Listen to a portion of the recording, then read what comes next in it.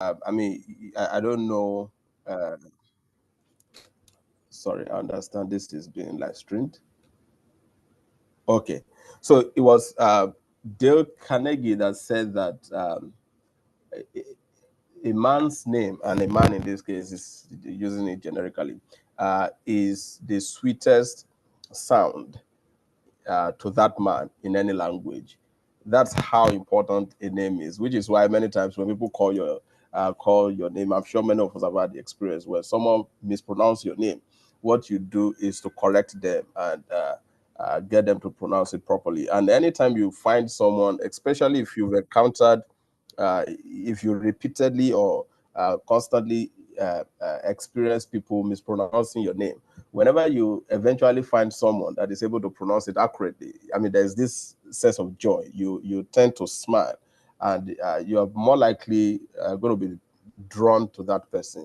And that speaks to the importance of name, which is what Coca-Cola did with that Sherry Coke campaign, because it's a simple thing, but it's something that a name is personal to you, right? So they were really just exploring what makes you human, what makes you an individual, your personhood, which sometimes is mostly expressed in the person's name, and that's what PR practitioners should always do.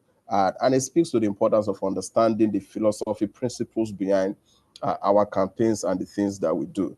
Now, speaking to how organizations should explore stories, I mean, inside out, which is what we also, I mean, it speaks to the point that, I mean, sometimes I ask people who, when you're talking about the different publics, which public or stakeholders, when you're doing your stakeholder mapping, which stakeholder is the most critical, is the most important? Because usually people forget, we tend to, because we're external relations people most times, PR, we tend to think from the perspective of the external audience, right? Not knowing that you're the most important stakeholder. I mean, it's actually the internal guys, the internal stakeholders, because any communication that you do should be inside out from within the company, and then it goes out. That then helps the way you see the people internally.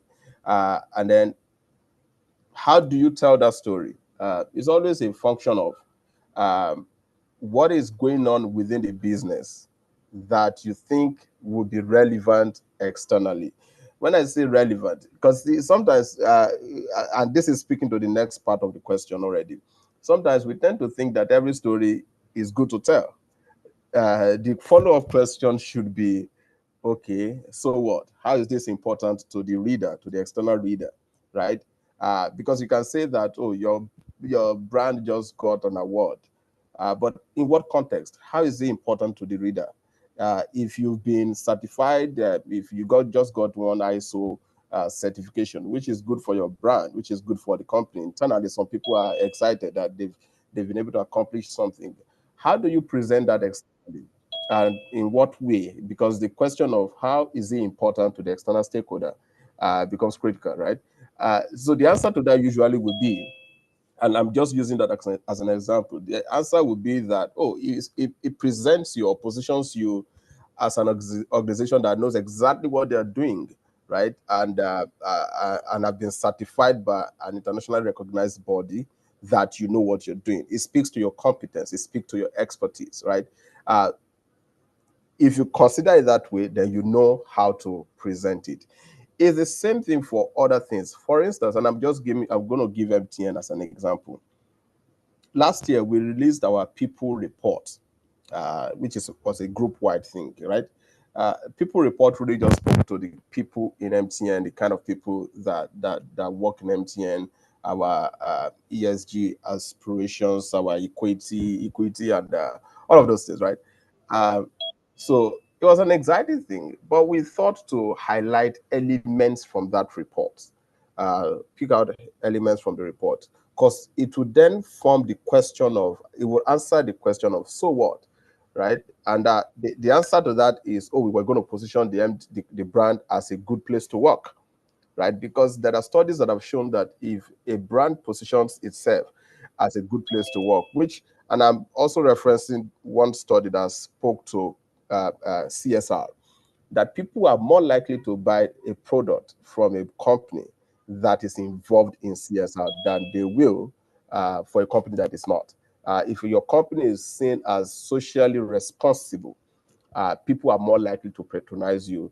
Yeah, are more likely to patronize you, especially in that community. So it's the same principle. If people think that you treat your employees well, they are more likely to patronize you, are more likely to become your advocates. Because sometimes it's from a place, from a selfish place, because some of them think, oh, maybe at some point I work in this company. So for us, we're looking at it from that positioning. So we now did what to, I mean, we highlighted those things about the number of women that work in MTN, the number of the generational representation from Gen Zs to millennia and the boomers and all that, the number of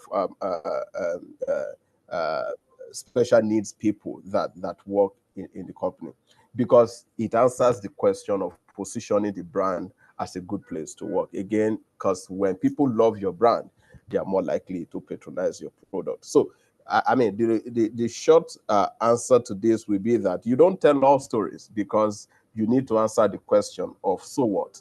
What's the need for the reader? Why is this important to the reader? If you're unable to answer that question, then there's no point telling that story. But once you're able to answer the question, it then helps you position the story appropriately. Thank you.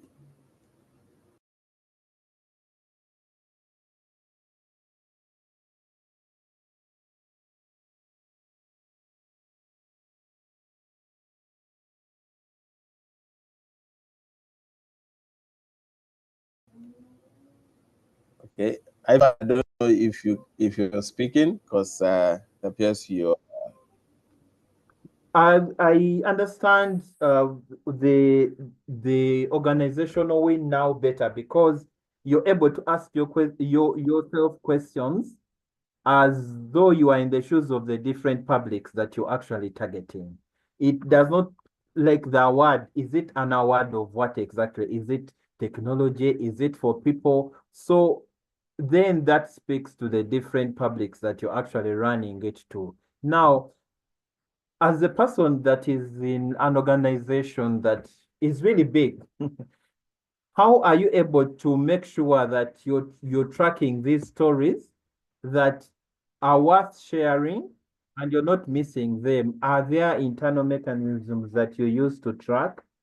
Are you able to just follow someone's status and know, okay, maybe this is an update I need or something like that? So how are you able to work with other departments to identify those compelling stories or updates that really need to go out? Well, this is where, I said earlier that in any case, let me first of all put it out there that the PR practitioner or the communicator wears different caps at different times. It's just like an average African or Nigerian that has multiple traditional attires. You have different caps that go with them at different times. It's the same principle.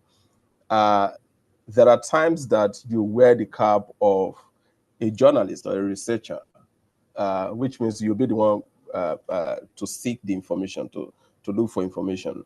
It won't always come to you. But there are also times when the information will come to you. Again, it's a conversation about structure and your understanding of the publics. When I say publics, now I'm really speaking about your stakeholder mapping.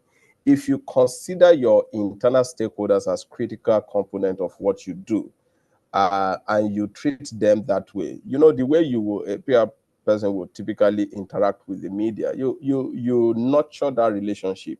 You have a protocol. You have things that you do to ensure that you have good relationship with the media, because you think that they are important to the success of what you do.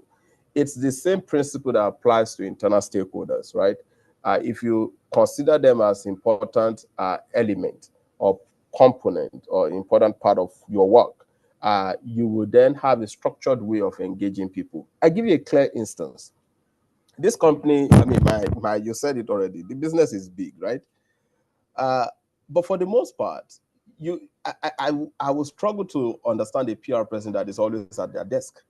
that all you do is sit at your desk, because a good part of your work is engagement, is to interact with people. So you need to go around, you need to move, you need to interact with people, you need to engage. The PR person should be, and this is you. Sometimes people, you might, and I'm speaking to my personality now. You will see me and think that I'm an extrovert. I am not an extrovert. I'm mostly an introvert. I like to be alone. I have to be in my corner. But I also understand when to just forget about that part of me and interact with people. So I do a lot of physical engagement, talking to people. Now, when people see you, most times people remember that there's something they need to share with you when they see you. It's when they see you and they're having a conversation. Oh, by the way, something happened last week. I don't know if this is valuable to you, but oh, we won an award. Oh, this just happened, right? So one of those things that should be done is continuous and constant engagement with your internal stakeholders. That's number one. Number two is that you have to be the one to see the story. You have to identify the story. Sometimes things happen and you don't think, or nobody within the business sees it as a compelling story to tell. Whereas you will be the one to say, oh, wow, this is something we should be talking about. This is something that should be public, right? You'll be the one to identify it and say, oh, you know what, there's something we can do with this. And then you push it.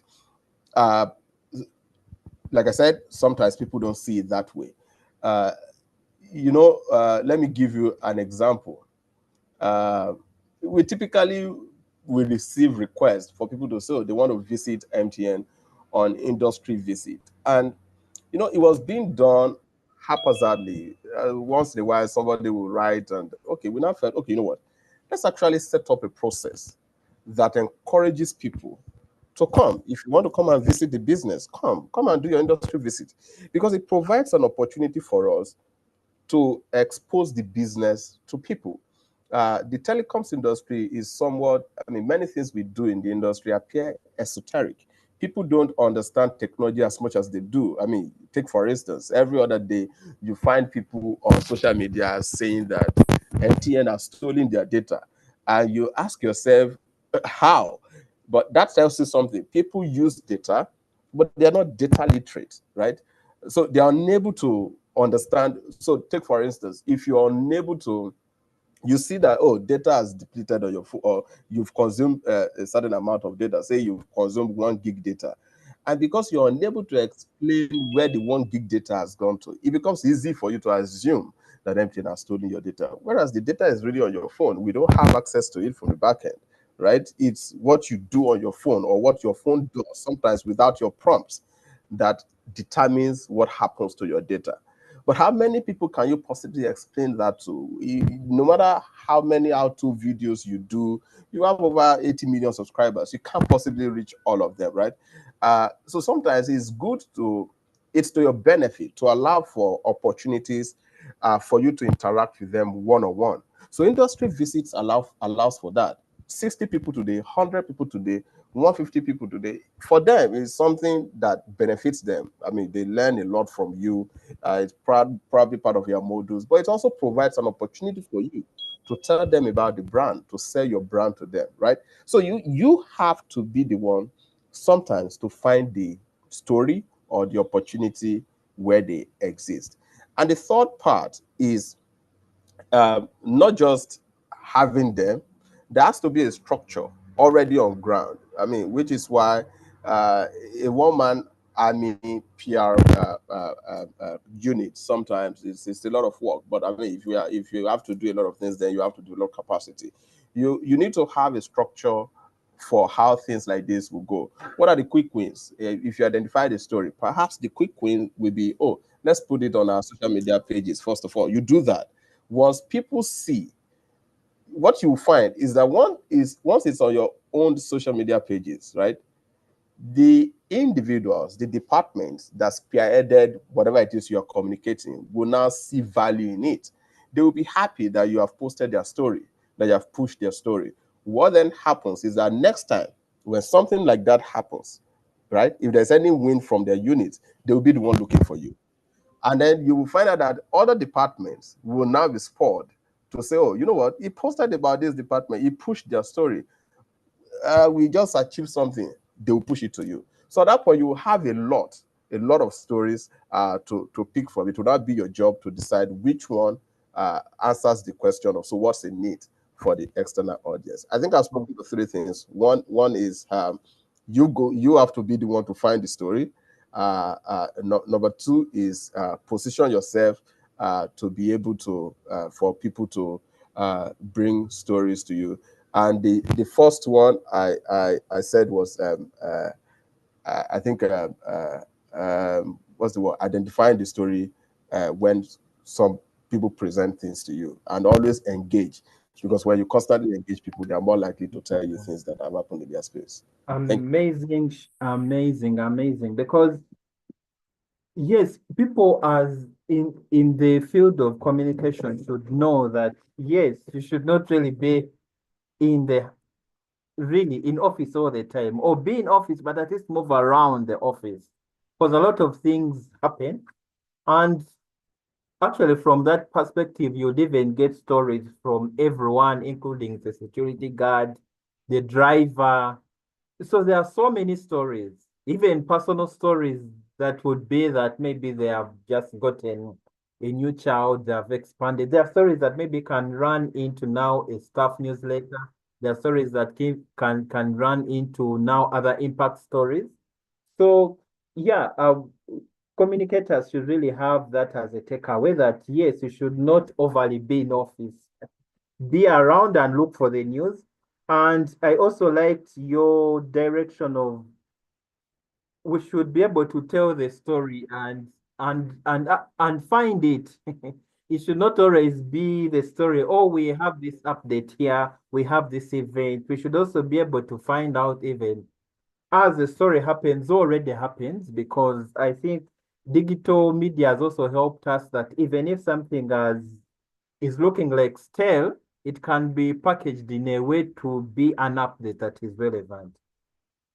The issue of identifying stories is very key, but also I think the takeaway from your submission is also that we should be open to using third parties as well to tell our stories. We don't have to wait to tell our stories ourselves. Like simple engagements, even if people have come in for an MOU signing, yeah, that should be an opportunity for them to share on their side with their earned media and also on our side. As we shift a bit to the discussion of how to tell the story, I need to bring in Gladys to tell us, as someone who has led teams across sectors, how are you able to tailor storytelling around wins in difficult technical industries like mining or fintech? Because there are also limits on what you should share. So how do you package the storytelling around these sectors of mining or fintech? Okay, thank you very much, Ivan. You're So welcome. to go back to the Coca-Cola campaign, just like Good Luck did, it was through research that they were able to see what their problems were. So as communicators, whichever industry you find yourself, research is key. You need to research to know what your issues are, and then even understand your audience. When you understand your audience, you are able to plan how your narratives are going to go. And then another thing from the Coca-Cola experience that I've learned about is the fact that they involved all their departments. Sometimes we in communications, we might feel like we are the only owners of the narratives. It is not like that. Every member of your organization has stories to tell. And then when you also come up with the stories, they are able to help you to disseminate. And even they will come up with some innovations that will help you. So involving everybody is key. With my experience in mining, there are most of the things that you have to break it down for your audience. So when you are even talking about your sustainability reports, for instance, you want to come down to the level of your audience, use the language that they will understand, make it clear, simple, and concise so that it is just straight to the point for them. And I always say that it is not always about wins that you tell stories about. There might be even issues that has to do with crisis in your organization. And if you are able to deal with one or two things with that crisis, you can create some very beautiful stories out of them. Let me give you an example. Maybe you have an employee on rest in your company and you are able to put something under control, how do you make sure that you use storytelling to let the public know that this issue has been dealt with? In the mining sector in Ghana, one issue is employee unrest. So that is one thing that you can use some very nice stories, get your employees to be the bearers of the stories, and then use them to tell people what is happening. Also, there are issues with, as Goodluck was saying, ISO qualifications and all those things. So you have qualifications for safety and health, for occupational health, for environment, for quality. When you are able to go through the process, or even when you start the process, the human factor is very important. One thing that I've realized from the mining field is that we are always talking about the triple bottom line. So it's about people, your profit, and the planet. So when you put people at the center of your operations, you are sure going to be able to create stories that resonate with them. Now let's come to the fintech area. When it comes to fintech, it is also about people. So you want to bring in technology that will help people's financial fortunes. So storytelling is a very good thing when it comes to fintech. You want to simplify complex data. You know, people might not be able to read a lot of meanings into your data. So data visualization, for instance, helps you to simplify your data into infographics, into graphs, and then people will be able to relate. Okay, so you use data visualization to tell stories about things that are quite technical for them. And then also you simplify this complex data through your stories. So you can even have a visualizer that somebody is talking in the background, and you simplify the data issues for your people. You can also use direct testimonials. So when you have people that have been impacted by the apps you've created, by the short codes your company is using, they are able to let other people understand what your company does and the impact that is having on people. So stories in fields like security features, safe banking, financial empowerment, financial education, poverty alleviation are things that you can do in fintech to make sure that you are telling the right stories to the right people and making impact as you go. I always say that when people see whatever you are saying, they don't forget. So use visuals when you have to make very complex and technical things easy for your audience. Thank you very much. So people don't forget what they see. I like the submission. And what I pick from your presentation is that we should be able to simplify data for everyone. It's not really about your industrial sector, and you can always put away the jargon and take something that is critical. I notice more news, some people prefer to just put them on the websites and they drop them there.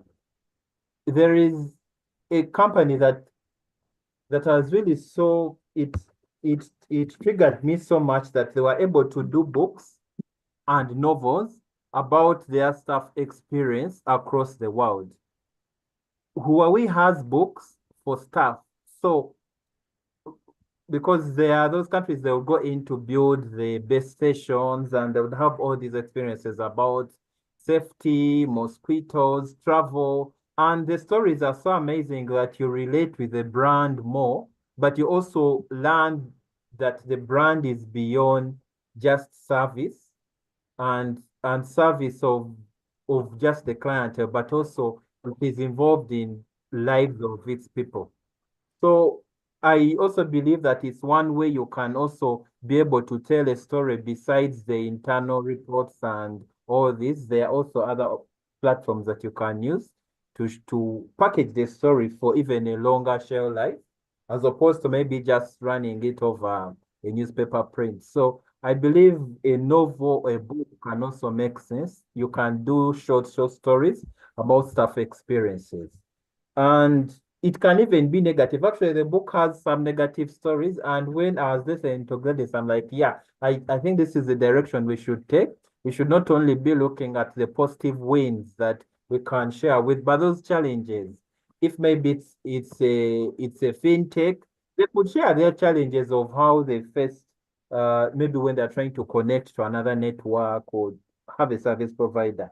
Now, still with you, Gladys, I want you to share some practical steps that PR teams can use to ensure that these wins, whether negative or positive, do not only stay in internal reports or mandatory reports, but they are also public stories that people tell and relate to when they are sharing other platforms. Like someone would say, okay, MTN did this, maybe also the government should be able to do this during the elections. Like, is there a way these can also be impactful in communities besides the internal report publication or mandatory reports that brands are supposed to do regarding stories?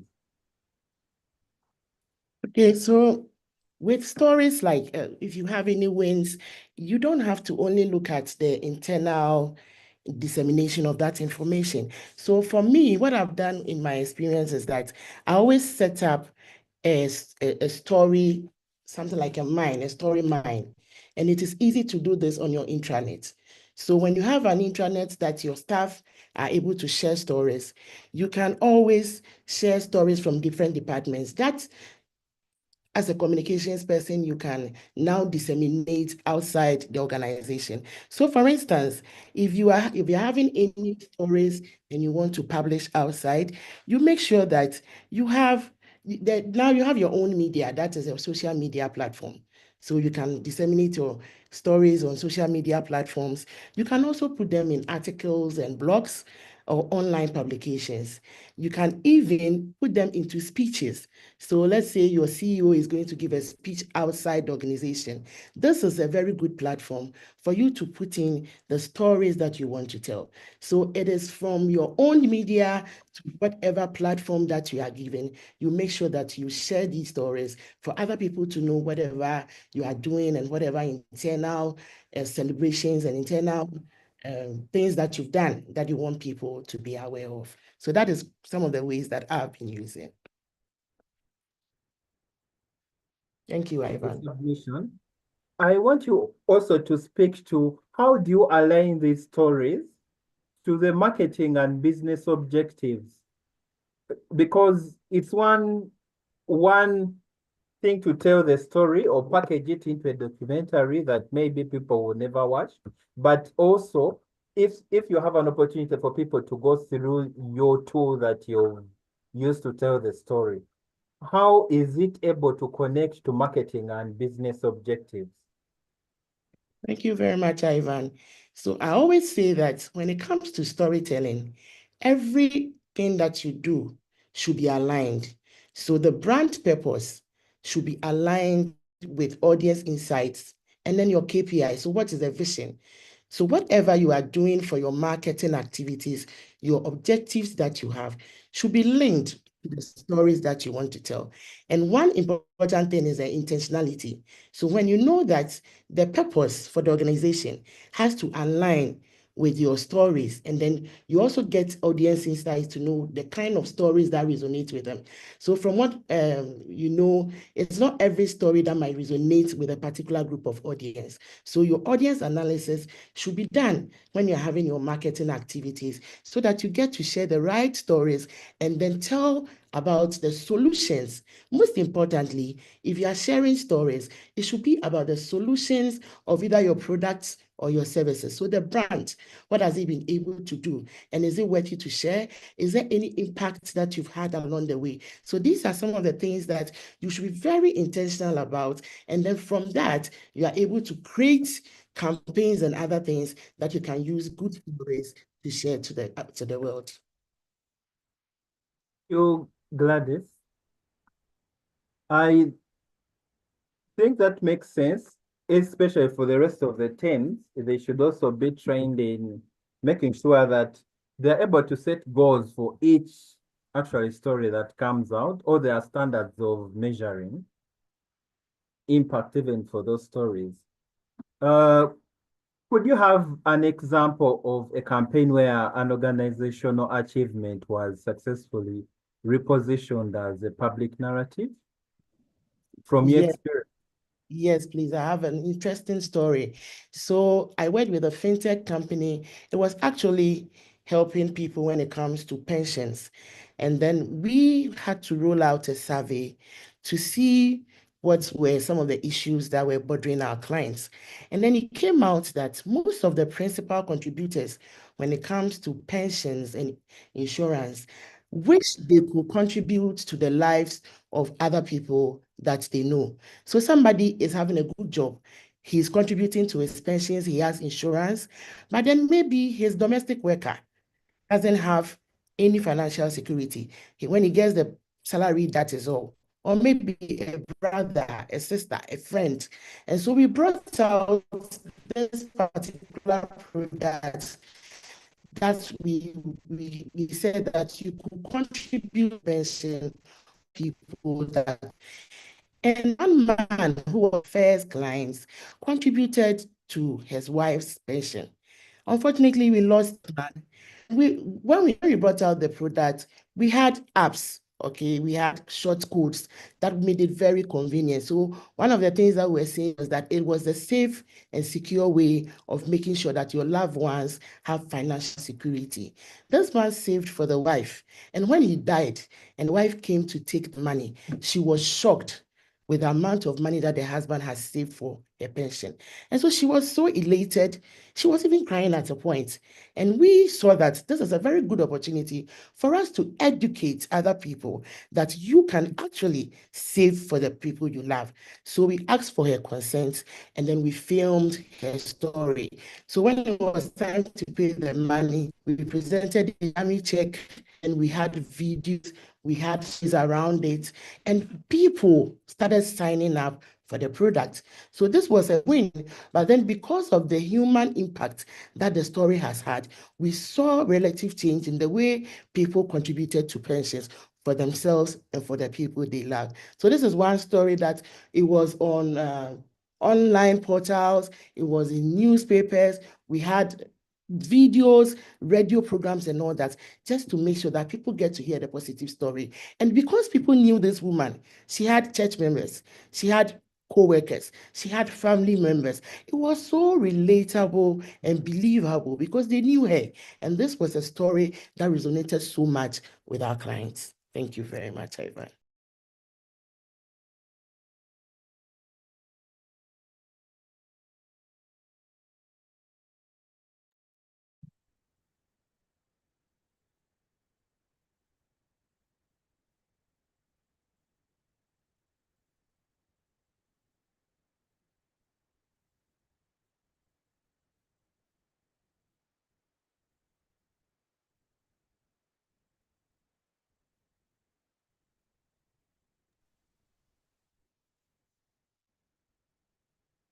Hello, Briefly, Ivan, to I can hear continue, you. I think I was muted. Sorry. Um, I want you to share a guide, a kind of tool that you use to guide people that are under your team or students that you teach how to identify everyday operations and see story potentials in them. Like, how are they able to identify, okay, this is a story that we can share. This is a story that we can't share. Is there a guide that you work around with?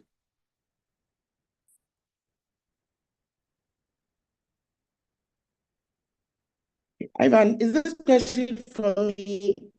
Because I lost you along the line. No, like Is the what I'm question for asking me, is for please? you, for example, to share a kind of guide that you use in your professional practice or that you could give to young professionals to help them identify quickly operational stories that would make sense when sharing publicly. Like, for example, should they only limit stories that are happening with senior management? Should they also involve stories of skeleton staff? Like, is there a guide that they can use to pick out these operational everyday stories that they can pick to share.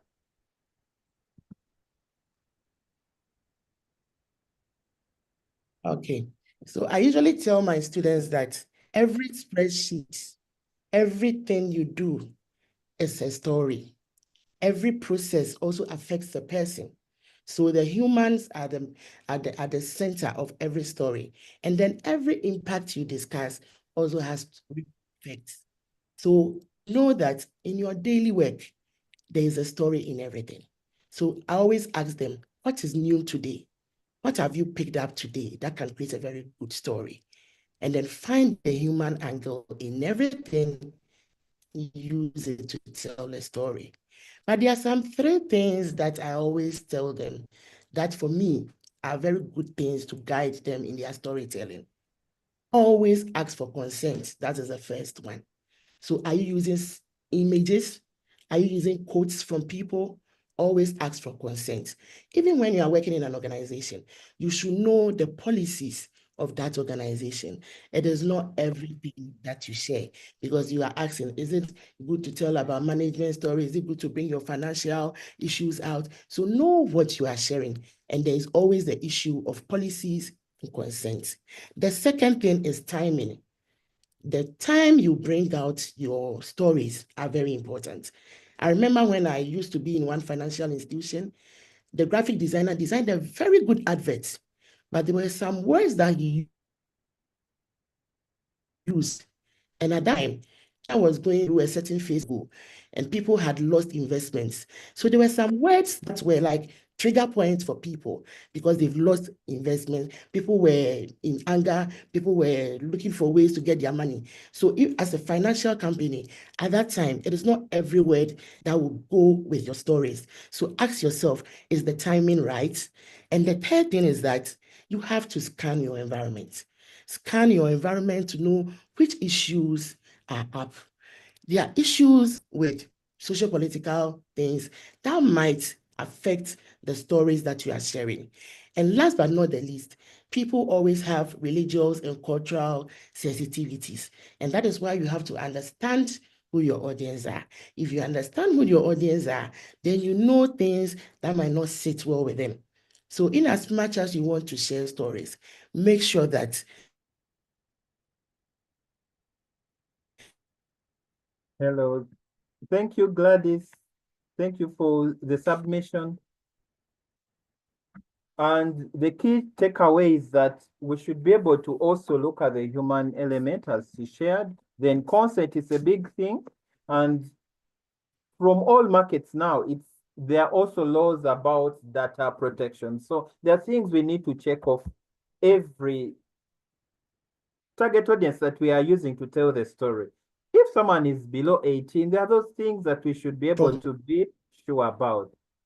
So the key takeaways are also scanning the environment, as she has already shared. Cancel culture is a big thing, and we should also be able to understand the people that we are working with. I've had experiences in some organizations that I've been working with. For me, I would think that maybe a Christmas party would be a generic party name that anyone would embrace. But the people that would not want to hear Christmas, they would just say, you call it maybe a festive party or end of year party, and it would be so personal to them. So there are those things you need to be able to understand your environment and know that, okay, if I say Christmas, does it trigger them? Would I be more safer doing end of year party or festive party or festive party? Or there are those safe zones that you can always run around, so that even when you're telling the story for Christmas in the organization, it is not offending everyone, but maybe you're sharing the story of the year as opposed to the story of Christmas. Or someone may not even volunteer to help you if it has Christmas in it. So there are those things that we should be able to scan and have internal guides when we are telling these stories. Thank you very much, Gladys. I want to go back to Good Luck to help me understand a few things. For example, how do you ensure that storytelling is aligning with the brand strategy and impact? For example, is there a specific impact that you would rather you want to focus? How do you balance? How do you balance storytelling and your overall brand strategy?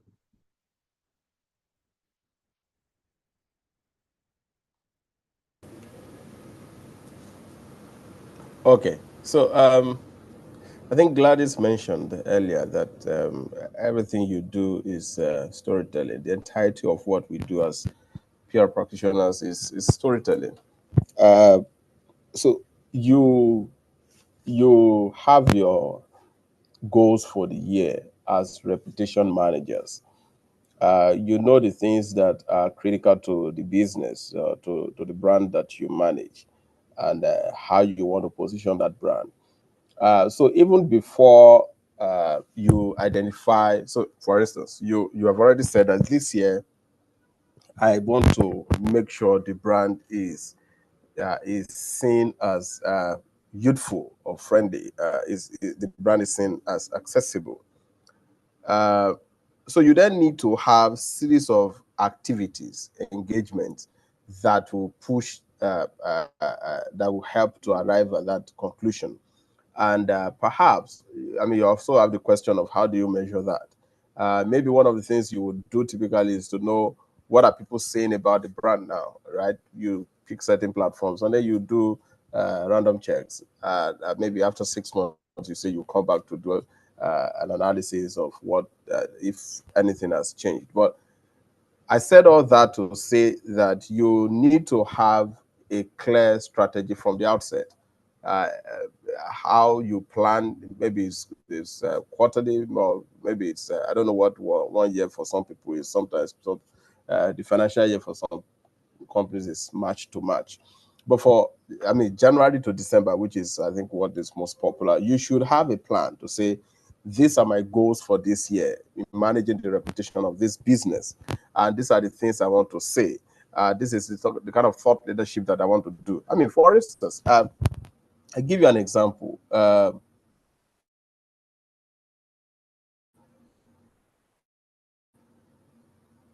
In, I think it was last year or 2 years ago, as a brand, we wanted more people because there was a sentiment that there were technology industry is not, I mean, it's dominated by men, and it's difficult to find female be the brand that people will see as the leader in empowering women. Uh, so what did we do during international ESG aspirations, right?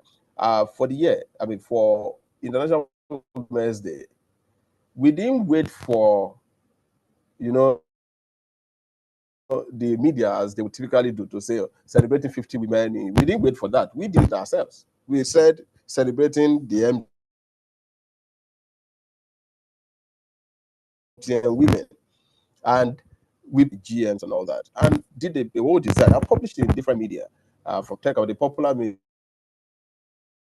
in Nigeria. So that's us uh, uh, taking advantage of an opportunity, which is a commemorative day, International Women's Day, to push a narrative that we set to that we've set out from the beginning of the year, which is to push our ESG aspirations. There was a time I was going to do a day in the life of an MTN female exec, right? For people to come follow the female exec, do a recording of her entire day, just one of the execs, and do that because we were trying to humanize these executives and align that to our position as a brand that empowers women in the technology space. So I think that if you've set out a clear plan as a reputation manager from the beginning of the year to say, these are the things I want to accomplish, it, it, it even helps you to identify stories easier, and it helps not align with your with your plan for the year.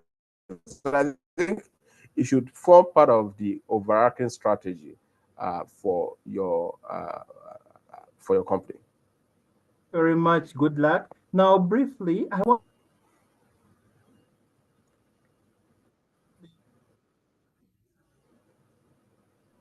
Thank you very much. Good luck. I want you to share briefly the formats or channels that are most effective for sharing corporate stories in a way that resonates with stakeholders.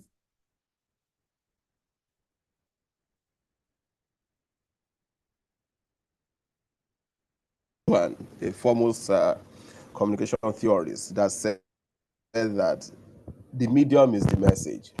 And I like that expression because it speaks to everything you do about the entirety of what you do as communicators. Uh, the medium determines how you communicate, right?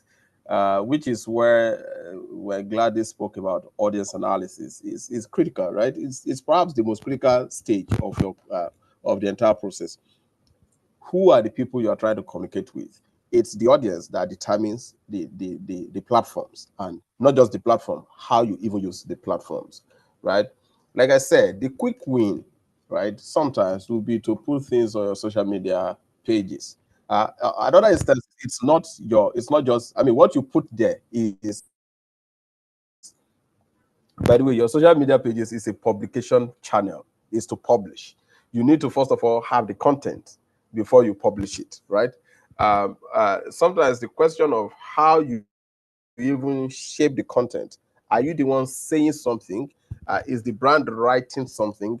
Are you using third party to say it? Take for instance, I give you the MTN Media Innovation Program. At the point, I felt, okay, you know what? We've done three editions of this program, the three cohorts, right? And the program was actually meant to end last year, right? It was meant to end last year within, because it was a pilot for 3 years. We got approval to continue, which is why we're going to have it this year and hopefully in years to come.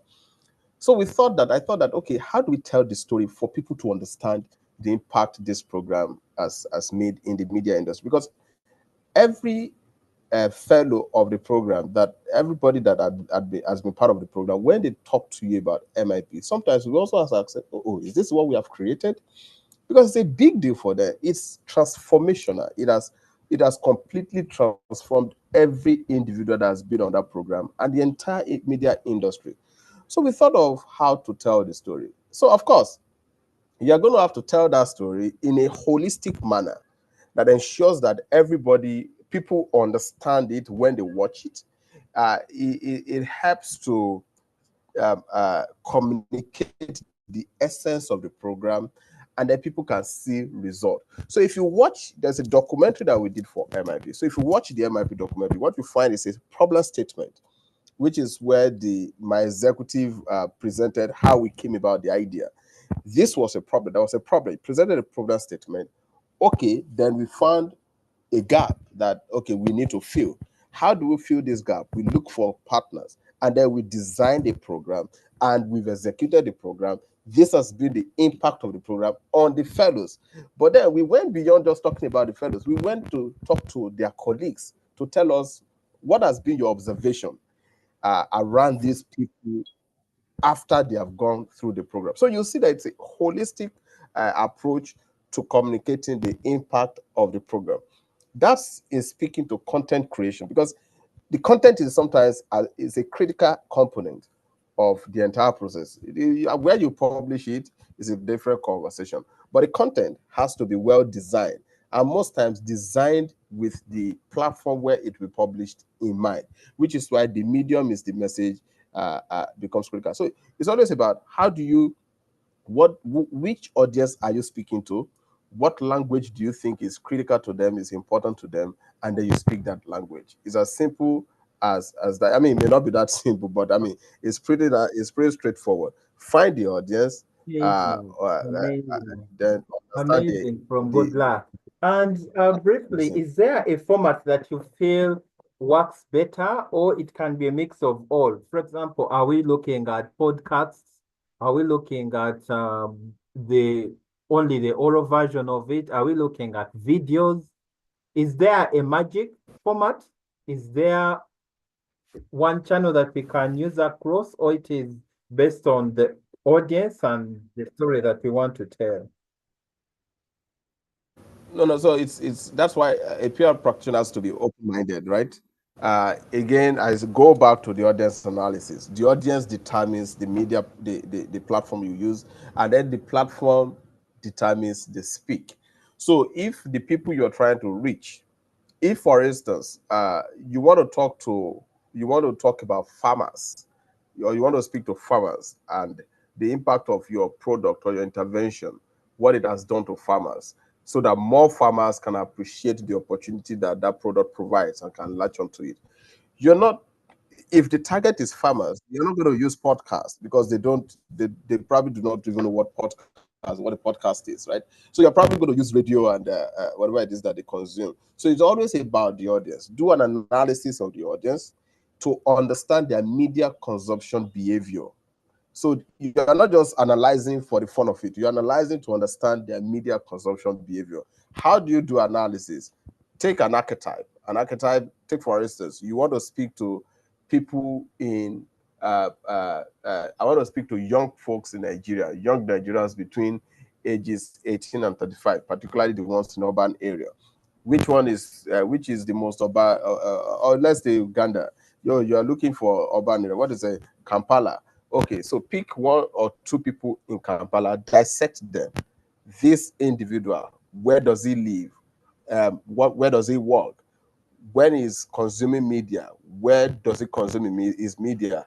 On the phone, is most likely usually on Twitter, is usually on Instagram. So you ask a few people questions, right? So that tells you their behavior, their media consumption behavior. So that media consumption behavior automatically tells you where you put the story. Because if you put it elsewhere, they're not going to see it. You won't be able to reach them.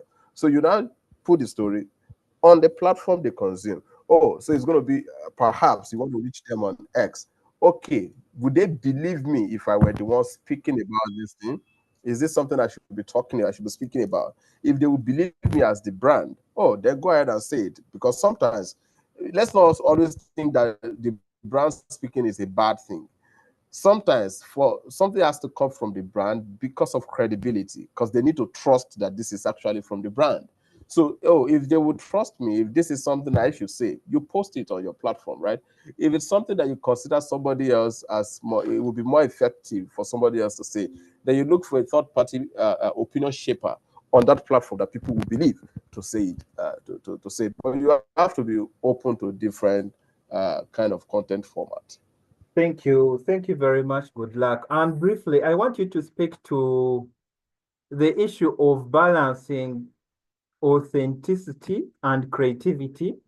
Is there a limit that we should stay within? And also, as we are discussing metrics, I want you to also help us understand the clear indicators that we can use to measure success of a PR narrative based on achievements.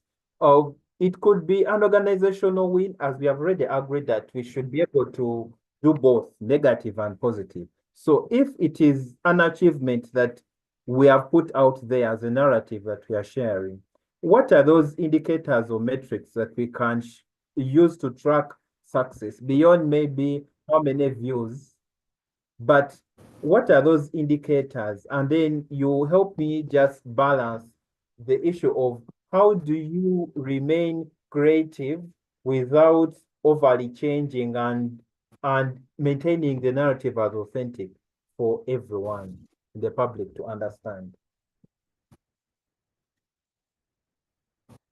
Okay, so let me start from the end. Speaking of Yes, yes, yes. creativity and authenticity, and if there's a limit. Anytime this conversation comes up, even in my class, the example I use is the KFC chicken crisis. I don't know if you are familiar with that case study. If you're not familiar with it, it's something everybody should read about. Every PR practitioner should read about the chicken crisis, the KFC chicken crisis. I think it was in 2018 or 2017. It's a master class in how to manage crisis.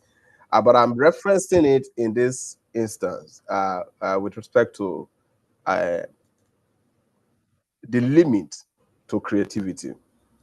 They use, please pardon my French here now. They use the popular expression, I mean, a swear word, FCK, right? If you are, sometimes if you want to write FUCK, right? If you're trying to write it in a colloquial way, you write FCK.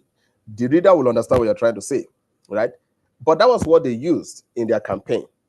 They could use it primarily because the British, you know that, I mean, Britons are typically, their sense of humor is on another level because the society allows for that. The society is a society that they say things. I mean, the sense of humor of an average Briton is not irregular. You may see them as people that are conservative, reserved, but they've got a great sense of humor. So you could do that with them, right? But if you take the same principle, the same word, if you try to use it in another society, you're going to run into trouble. So there will always be that differences in societal complexities, which is always different. So you need to understand your society, understand again audience analysis. I'll give you an example. MTN did a campaign some years ago, a TV ad that was talking about what you can do with telecommunication. That was when we launched 4G, right? So we're trying to show people, I mean, what you can do. Video, you can, moving from 3G to 4G. With 4G, you can now do video calls and all those things. And a woman went abroad to give birth, right? And when she gave birth, she now called the people back home to say, oh, she had given birth. And then in the video, the grandmother now asked, the mother now asked the woman, as a daughter that just gave her that, is he a boy or girl? And the lady said, mama na boy.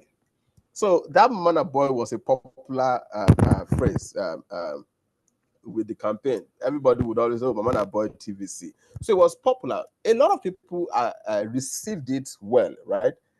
But MTN had issues. There was some backlash, especially from human rights and gender advocates, that we were pushing a narrative, right? Suggesting, because of course, yes, in Africa and in Nigeria, there's this perception that, oh, a boy child is, which is, I mean, there's an erroneous perception, right? Which is wrong. But so some people suggested that was what MTN was pushing. So it was an innocent ad for us. They were just talking, oh, man, a boy, and that was it. But people read meaning to it, right? So what that says is that you need to be socially conscious and socially aware, which is why for a PR practitioner, listening is one of the greatest things you can do for yourself. And when you are listening, you know, sometimes when we do listening, when we talk about listening, people think it's media monitoring with respect to what your brand is. No, listening is actually that you should pay attention to what is going on in your society, whether it relates to your brand or not. But you've got to be very aware of what's going on in your society so that you can understand the impact of what you would do on people and how people will interpret it and make meanings around attach meaning to what you do. And that's speaking to the issue of authenticity and creativity. It all speaks to, it boils down to your societal idiosyncrasies. You just need to know what will work in your society. Now, about the structure to telling your what you should do to tell whether a story will be successful or not, metrics. The simple way to measure any PR intervention is to juxtapose the outcome with the objectives. What did you set out to accomplish, right? What did you set out to accomplish? What did you get after you activated? What has been the outcome? Is it in alignment with what you set out to accomplish, the objectives? If you get that, you are 100% successful. So sometimes, you know, PR campaigns sometimes are for awareness, sometimes it's for positioning, sometimes it's just to put a story out there. Sometimes you're managing stakeholders internally, and somebody is saying, "Oh, just say this thing, you just want it published." So it's not for the external audience at this time. They just want something published. So it's published, and you send the link to the external internal stakeholder that is disturbing you. If that's all that you wanted to do, you've achieved it. It doesn't matter if 500 people read it or not, but just because you need it published somewhere. So you just need to understand what the objectives is objectives are rather. You design those objectives, and then whatever you do, just oppose the outcome with the objectives. If it's to drive, what's it called, adoption. If you are doing a product adoption thing, you then have to compare how many people have adopted this product after my campaign versus where we start. That's how you'll be able to compare. I think that would be my submission. Thank you very much. Good luck for having the perspective of people should be able to even test the story and plan which words come up, because it's a sensitive community, it's a sensitive world online. So a lot of things we should put in place to check that the stories are actually well received and it's not a public outcry. So you're not even able to achieve your goal objectives. Briefly to Gladys, I want you to speak to this role of employees and staff voices in bringing out the credibility and also the authenticity to the stories of success. Do they have a role to play? Are there people we should ignore in these stories? And then as part of the same insight, I want you to share something regarding how are we able to get stories from non-communicators within our spaces. How are we able to get these stories from non-communicators? Over to you, Gladys.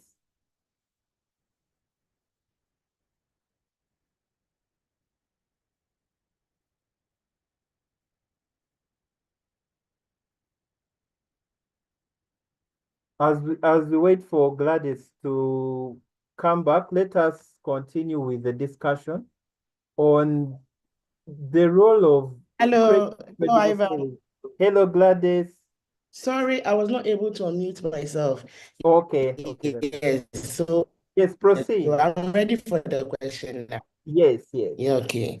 So forget one thing about PR is that you have to be a boundary spanner.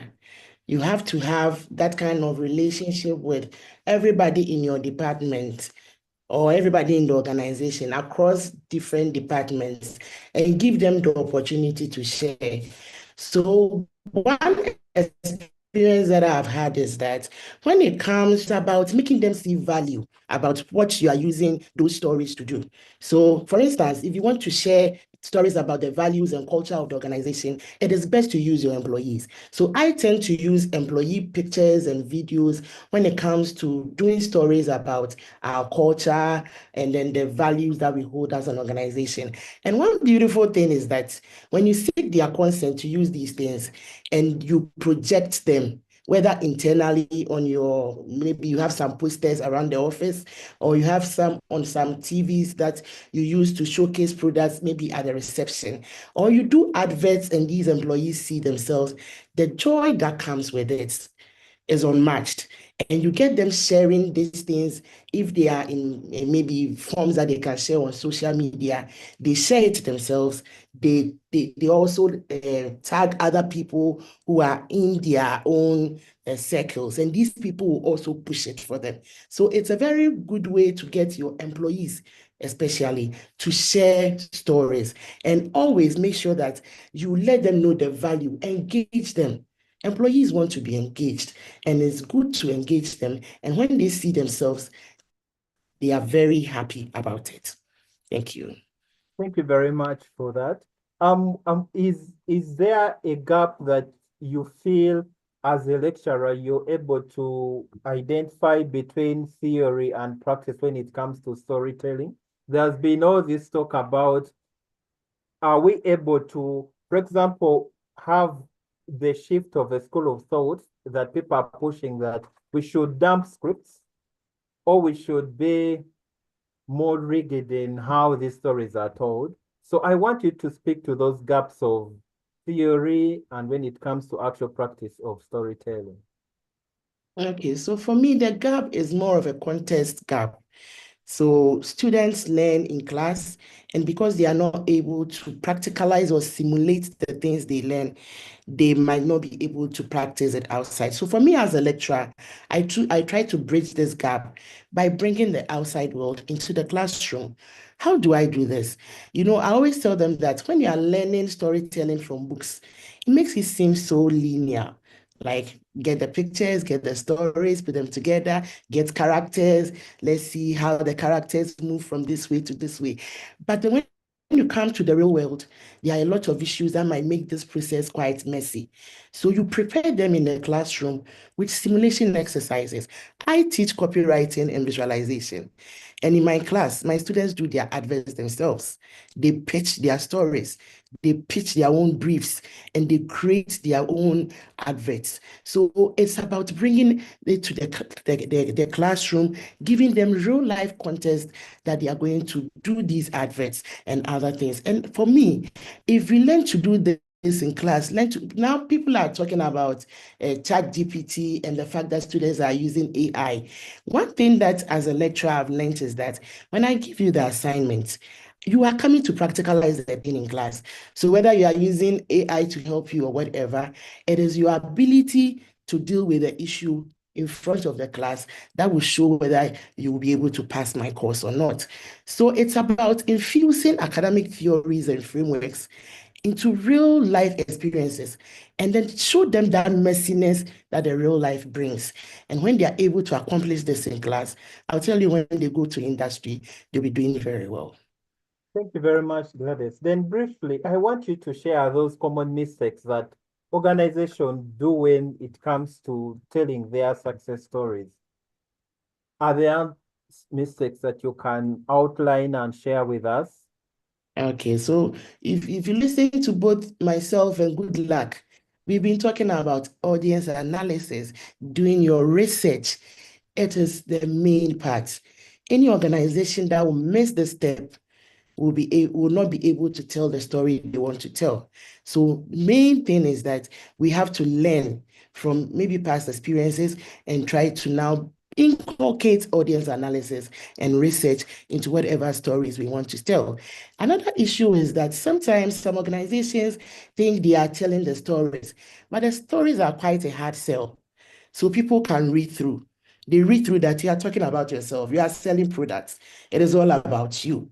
So when organizations learn to put that human element into it and focus on the audience, then they are able to capture hearts. Another issue is when you are not consistent as an organization. So today you have an ISO certification, you are all out telling nice stories. We've won this and we are doing this and we are doing that. Then you go and sleep till the next win. If you tell your stories this way as an organization, you lose that connection that you have to have with your audience. So be consistent. As I said initially, it is not always about the wins.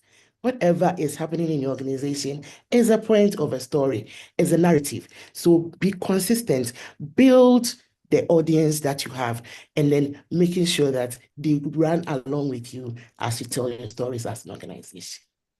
Thank you very much. You've talked about the stories and the key takeaways that at the end of the day, every story is different, but it has to be told. So the key thing is how you tell it and when you share the story.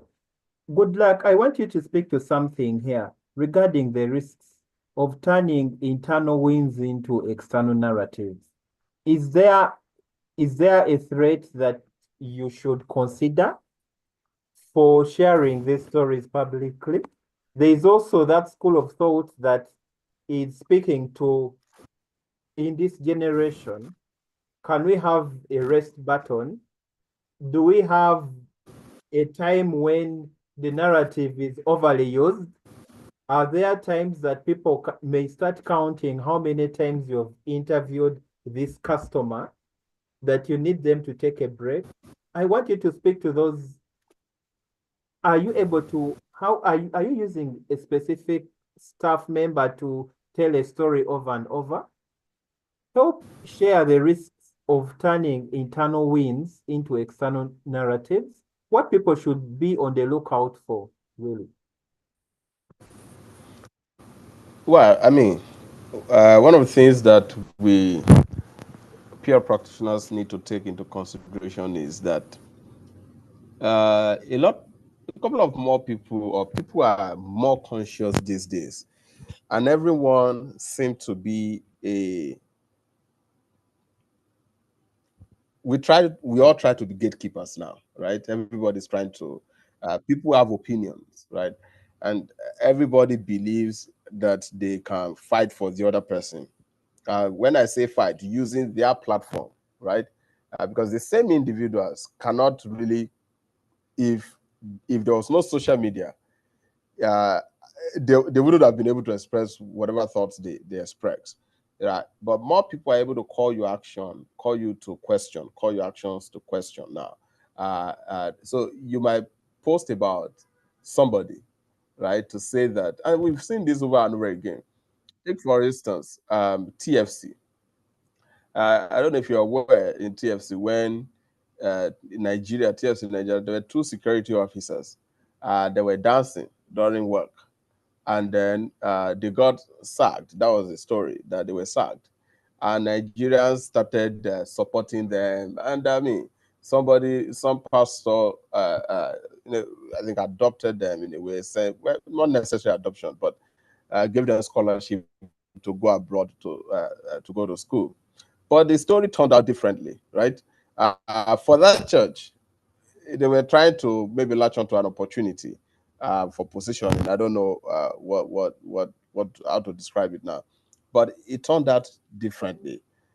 So sometimes you don't just. It's not everything that appears as an opportunity that is actually an opportunity. It's not everything. Even talking about your staff, there are people that I think I've seen somewhere where somebody talked about where somebody that has worked in the company for, is it 10 years or so, but was still in the same role, right? You are trying to show the person's dedication. But for the external audience, they will not see that you're trying to show the person's dedication. What they are like going to see is that this person has been on the same role for 10 years. So that story can backfire. So you need to be careful about the story you're telling. Again, it's always a question of, forget the space you are, that you have, you represent the brand. Put yourself in the shoes of the audience as the reader. How would you react to this story? Those are some of the risks that you should identify. Number two is the societal peculiarities, right? Religion, cultural nuances. There are many things that you need to take into consideration. If you're pushing something in a society, in a part of the country that is slightly conservative, there are instances that you would want to push certain story. I've had pictures, images of somebody, you're trying to project something in the northern region of Nigeria, and somebody says, no, this lady doesn't look nothing, that this picture doesn't look nothing, right? That this, and the ladies from northern Nigeria. So it's a conversation about being societally aware. Because when you post something like that, when you push it, they forget about your message in the first place and say, oh, what you have presented to us, you're trying to impose something else, and you're not representing us properly. So yeah, number one is not all opportunities, not everything that appears as an opportunity is an opportunity. Number two, be socially conscious or socially aware, so that you can take into consideration religious and other social peculiarities. Thank you very much. Good luck. I know in our practice, there are a lot of things that we should also be on the lookout for, especially when we are planning these stories.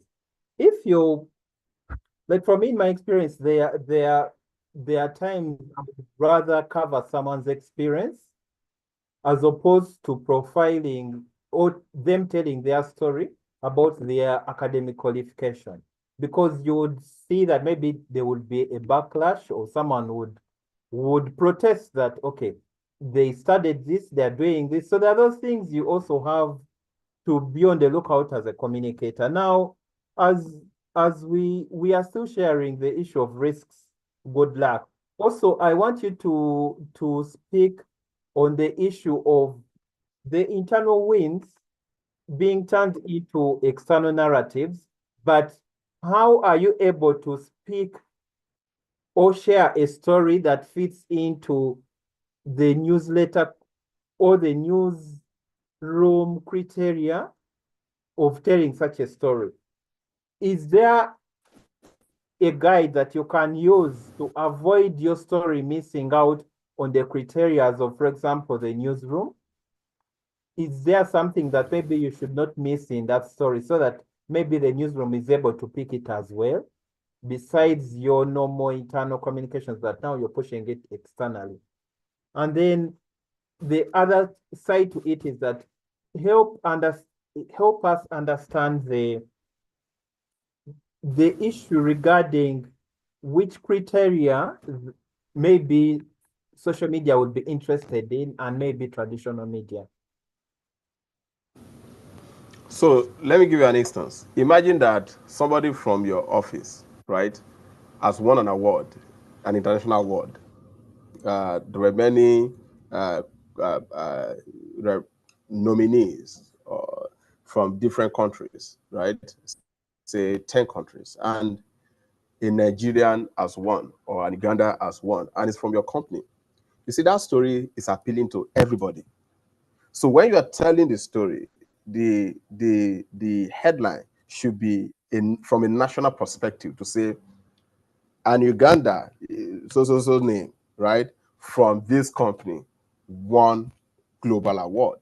At that point, it becomes interesting, right, for the newsroom. Because you've positioned it from a national perspective, because now everybody will be proud that an Ugandan has won a global award. So it's the positioning, because at that point, it aligns with both your organizational interest and national interest. That's one approach. The second approach is in the principle of writing. Many people don't know that when you write a press release, there are rules and principles around press releases. For instance, a press release will always be between 5 and 7 paragraphs, right? Your first paragraph is the introductory paragraph. The second paragraph explains the introductory paragraph. The third paragraph, I always advise people to put the credence in the third paragraph, right? The credence is the spokesperson speaking. And then the fourth paragraph will be where you have your call to action or additional information. The fifth paragraph is the conclusion. You wrap up everything. The reason your credence should be the third paragraph is because it's a critical component of your press release. That's where the spokesperson is speaking, which gives that credibility to the press statement. Why it should be in the third paragraph is because when the editor in the newsroom is looking at a press release, it's not typically press releases are not meant to be published as is. They're not meant to be published the way you have sent them out. You have syndicated them, right? The editor is supposed to look at it, or the journalist, the reporter writing the story, is supposed to look at the press release and pick elements of that press release to write his story. Most times, well, because they cannot possibly take everything that you have in your press release, they always cut from the fourth paragraph. They cut out the fourth and fifth, or the rest paragraph. They always pick from the first, second, third paragraph, which is why you must put the credence in the third paragraph and the most critical information in the first, second, third paragraph, because they might cut from fourth, fifth paragraphs, right? So you need to be able to write that way to also help the editor in a manner that you will not lose, when they are writing, they won't lose important part of your conversation. But then the same press release template that you use will not apply on the blogs, right? How do you tell the story when you are writing on blogs? When I say blogs now, and I'm speaking to the Instagram blogs and the like, not the web-based blogs. You know that the press release will not work in that space, right? Most of those blogs have to be from the perspective of gossip, which is why what we have learned lately is how we use slidegrams, right? You will convert the same story in a manner that is conversational and post it as slidegram. And in some instances, it will be a slidegram of people tweeting, perhaps on X or things like that, which again speaks to the conversation about understanding how the audience consume their media, to decide the media you're going to use to disseminate information, and then tailor the content to the way it is consumed on the media platform. I don't know if that answers the question. Thank you. It answers. Thank you very much, because we are in a field of AI can do this, AI can write this, and sometimes I think we are lost of the theories behind each and everything. Because even for a press release in this same generation, I still feel the pyramid kind of organization style still makes sense for the newsroom to see the worth, the impact in the story. So besides, before you call AI to write for you this, people should be able to also understand what is the theory behind this, what is the guideline, what is the thinking, so that they don't miss out on these narratives. And then for the multi-sector audiences, is there a trick about having a multimedia story that can cut across all platforms, or it is not a discussion that we can have? How do you approach storytelling with to address to really reach the multi-sector audiences, like kind of a general audience? Is there an approach that we can use?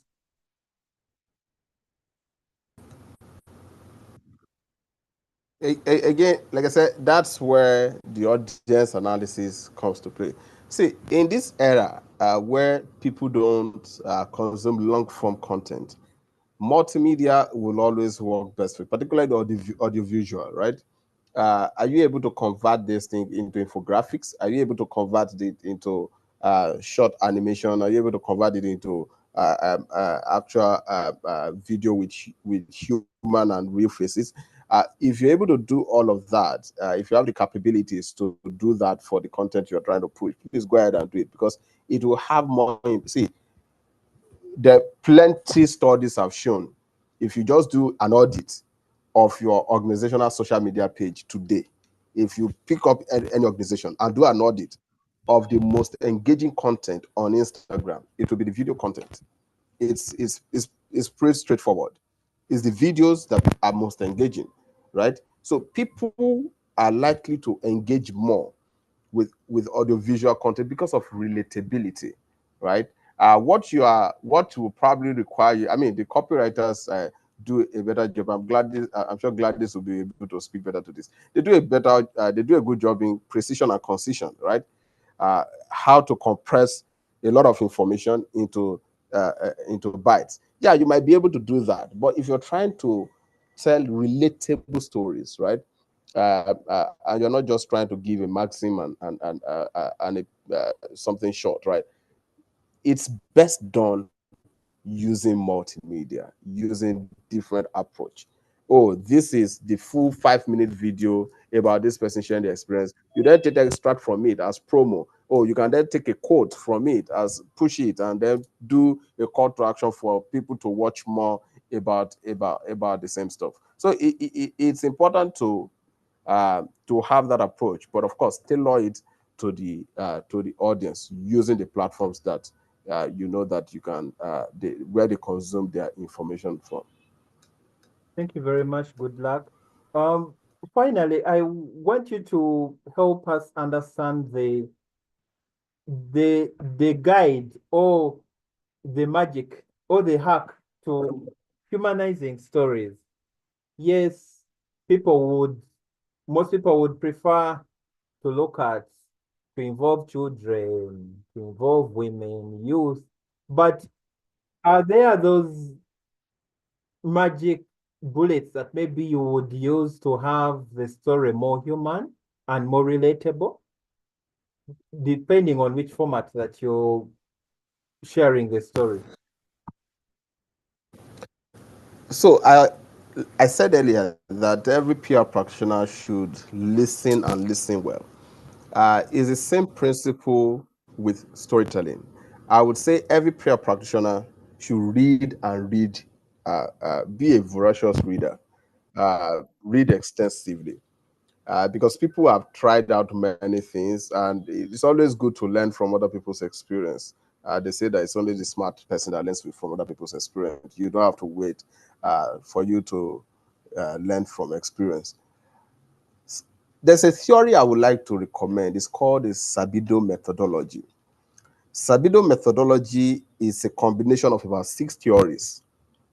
It's the theory behind the soap operas, what we call telenovela, that were created. And then if you read Sabido methodology, you will understand how many telenovelas that you're familiar with, maybe not today, but in the past, that were used to effect social change in Mexico, in Ethiopia, in Uganda, in Ethiopia, Uganda, and Kenya, around HIV/AIDS, when HIV/AIDS was a big deal. It was this telenovela that they used to change social behavior, right? And it's the same thing they did in Mexico and the Latin America around family planning. I referenced that to highlight one of the theories. There is one of those theories that is called the theory of archetype. The theory of archetype says that every human being, so is the theory of archetype that they use in designing the characters in the movie. Because everybody that watches a movie, you are somewhat able to relate with a character in a movie. So you have the hero in the movie, you have and then you have the transitional character, you have all those things. Even for us as storytellers, we need to be able to understand the psychology of the people we're dealing with, the audience that will consume our story, and then sometimes build archetypes around the stories that we tell. There are instances that when we want to communicate in MTN, sometimes when I want to write some statement, there was one recently that was controversial, right? When MTN was speaking in first person and not the we. You know, most times when we write statement, when we write public press releases, we write from many to many perspective, us to many. Organization is considered as many, and then you write to many. But in this instance, I use the first case person. I wrote as an individual. The company is one person, right? And is using the first person perspective. I, using I, to be able to interact with the people, right? Sometimes you need to understand the cycle. And we did that because we're writing to a specific group of people. That statement was written, it wasn't for everybody, it was to specific people. That was why we said our 15 gig data user, something like that, because it was directed at that segment of the of our subscriber base. And we then need to we wrote that in first person case and started telling stories using language that we could relate with. Some people attacked us on that, but that statement, as in, it achieved its purpose 120%. As in 120%. Again, because like I said, you always have objectives, and then you just oppose the outcome of whatever intervention you have implemented with the objectives. What we set out to accomplish was clear. After the statement, what we even wanted was, whoa, we achieved that immediately. And let's say about 10 people were against us when we did tariff increase. 4 people now started, so this is why I love MTN. And 6 people were still against us because what they wanted, we couldn't provide. What they simply wanted was for us to reverse to the old price. We weren't going to do that. So there's no way we would appease them. So what we wanted to achieve was pretty straightforward, and we got that. So what I'm trying to point out is we stopped speaking from us to many for that moment, spoke in from the first person perspective, and used their language. They got the message. They got upset because we couldn't provide. We knew that it was going to get the reaction because we couldn't provide what they wanted. But we needed to do something at that point because of other reasons, which we were able to deal with. So I think it's always the way to go about this thing is to understand the psychology of the audience, understand the principles of archetype, and understand how they think and speak their language, because they will always have characters they can relate with. So when you wear the garment of that character and you're able to write from that perspective, most times you'll be able to get into it. Thank you very much. Good luck. Surely every communicator on this call and whoever watches this recording should consider the Sabido methodology to understand how to craft these stories and them to be very effective. And I think also as communicators, we need to watch more and read more. So the cartoons and telenovelas should not only be for children, but also us that are developing content.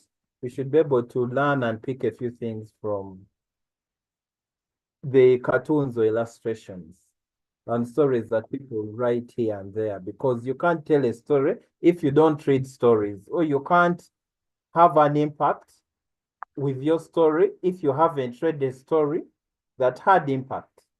So we need to come from that point to grow our storytelling careers in communication. And I want to invite Gladys to kindly share the issue of diversity of voices when crafting these stories. What is the impact? Is this something that we should heavily invest in and focus in when crafting these stories?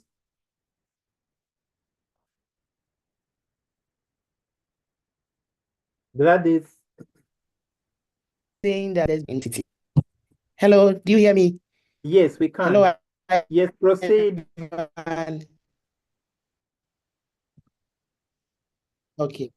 Yes, I said there's a saying that there's beauty in diversity.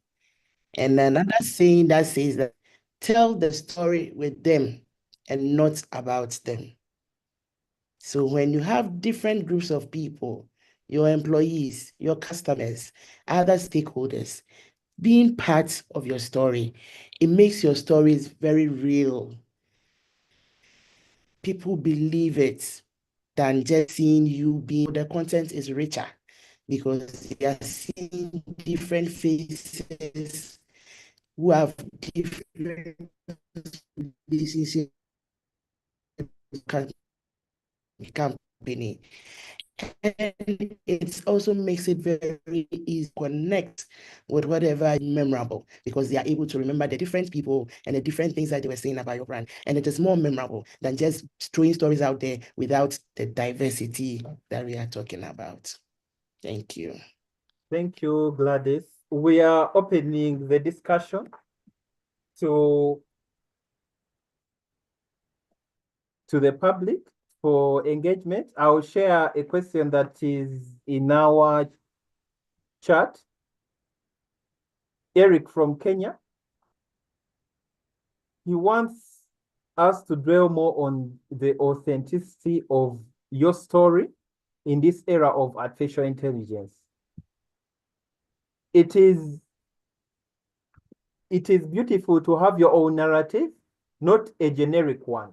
So we all know what AI can do today, can generate anything, a poem. So speak to that. What level of AI should be involved in storytelling for it to be authentic? I would invite Good Luck and then Gladys later to share their insight to that.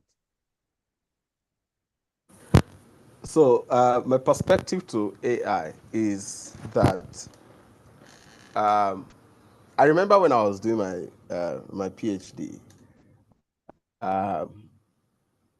some people in the class were able to afford, I was only able to afford research assistant for my field work when I needed to do interpretation, code my data. But there were people in the class that were buoyant enough to afford research assistant from the beginning of the program to the end of the program. So the assistant would do some writing for them. They will provide the context, and the assistant will do the research, find some things, give to them. They will now look through and then do their writing. So the preliminary research that they will do, where some of us will be awake throughout the night for many days, somebody else was, they were able to pay somebody else to do that. I think that's what AI has become. AI is that research assistant. Now, what I think AI is allow everybody to be able to afford an assistant, something that only the wealthy could afford before now. But the reality is that the assistant still cannot do what you have to do. So, take for instance, there were if you've read about Reagan, Ronald Reagan, some of his not Reagan, JF Kennedy, right? Some of the speeches that JF Kennedy gave were actually written by him. There were some speeches that he didn't allow his speech. Same thing happened with Clinton. In fact, many presidents are like that. The speech writers will not write all their speeches. There are days that they will sit down and say, you know what, I've got to write this speech myself. Even the ones that the speech writers wrote, they will bring back to the president, and the president will go through it. Any serious president will go through the speech and say, no, I don't want this part, I don't want this part. That's you making it your own. And there's no way the speechwriter would have written the speech without even understanding the speak of the president and the things that matter to the individual. It's the same principle with AI. I think we're in another era that we're going back to the .com era, where some people thought that, oh, we shouldn't work with computer, we should do more of, I mean, see, all of these things, it's again, I'm going to make reference to some theories. Marshall McLuhan talked about the extension of man theory, which is that everything we create today is an extension of man. When we created a vehicle was an extension of your work, your leg, your ability to walk, it's mobility. When we created the what is that thing called? Microscope and things like that. It's an extension of vision, right? Everything we create, that human beings create, is an extension of man. It's really to help our ability. When they created a pen and a notepad, it's an extension of your memory, so that you don't have to store everything in your brain. You can write and keep it somewhere. So where we created a laptop to store that same thing, you are still extending your brain so that you can keep this thing or you can store it elsewhere. So everything you see, every technology you see, is an extension of man. It's for us to be able to use it to our advantage. Now, speaking specifically to storytelling, you have to, at this point, what everybody should learn now is prompt engineering. If you don't understand prompt engineering, you're not going to be able to make the best use of artificial intelligence, right? So you need to understand how to prompt AI so that it can give you what you want. But then you also need to know that you are not going to outsource your brain to AI completely, because it's garbage in, garbage out. It's computer, right? It's the same principle. You tell it what you want, it gives it back to you, and then you go through that process of co-creation, and then you do whatever you want. Because I would not advise anybody now to run away from AI. It's the future. The future belongs to those who are able to use it very well. It's the same as the era of what's it called, typewriter and all those things. And some people say, no. Oh, it happened in the film industry, in Nigerian film industry. In the 80s, the guys that were using celluloid, I'll give you an instance. Herbert Ogunde. Herbert Ogunde was one of the early fathers of celluloid film in Nigeria. And then there came a time we transitioned from celluloid film production to video film production. And what Herbert Ogunde said then, because he was the head of the what's it called? There's one corporation in charge of film. He said he would never ever be found using video film technology for production. But bro, the world was moving away from celluloid. So between 1993, when Nigeria officially, because we always make reference to 1993 as the beginning of film production in Nigeria, we live in a bondage. Between 1993 and 1996, Nigeria had produced way more than the films we produced since 1970, when we started making films in Nigeria. Right? By 2000, we were already making 2,000. By the turn of the millennium, we're making 2,000 films every year. Do you understand? You probably wouldn't have known about Nollywood if we're still in the era of celluloid, right? So it's the same principle. People need to be able to adapt. You need to learn to adapt, because the world keeps changing. So now everybody needs to learn to adapt to how you will use AI, because it has become part of our the technology ecosystem. But you cannot outsource your brain to, in any case, it doesn't have the capacity to do that for you. You can't, it doesn't have the capacity to take your brain and start creating things for you. You have to prompt it, and then it creates what you want. And then you take it back, whatever it has given to you, because everybody here will know what is written by AI. You will know. When you read it, you know that, oh, this is AI, and this person didn't do any edit. To an extent, everybody knows, right? So you need to be able to take it and make it yours. If you are telling, I mean, it shouldn't be the one telling this. People will know that this is mechanical, this is not relatable, right? But if you give it the right prompt, it gives you something, you take it and then make it yours again before pushing it out. Otherwise, you will embarrass yourself. Thank you very much. Good luck. And yes, I think most people thought AI is just going to do everything for you, but I think there's a level of use. I do not think that now for an authentic story that you're creating, you should embed everything into AI and then carry it somehow. So you should be able to use, as we are talking about prompt engineering, you should be able to write a prompt in to exactly help you co-create, but not entirely picking, because people will obviously raise up against it. And now I've seen some of the platforms, the channels that we use, expect you to declare it as AI. So you already have to put a disclaimer on it that you use AI. But as communicators, I still feel that we should be able to use AI for things like changing words, dictionary, punctuation, grammar. There are those automated things that it can help you to do. But you can't entirely pick up everything from AI. You'll have challenges. And that's why our colleague from Kenya was talking about a story losing its credibility or authenticity. Gladys, kindly speak to the storytelling as content is generated from AI.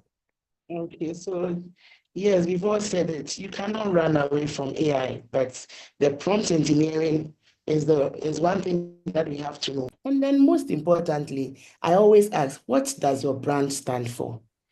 Because if you know what your brand stands for, then your writing will definitely be different from any other brand. And AI cannot help you to really bring out what your brand stands for.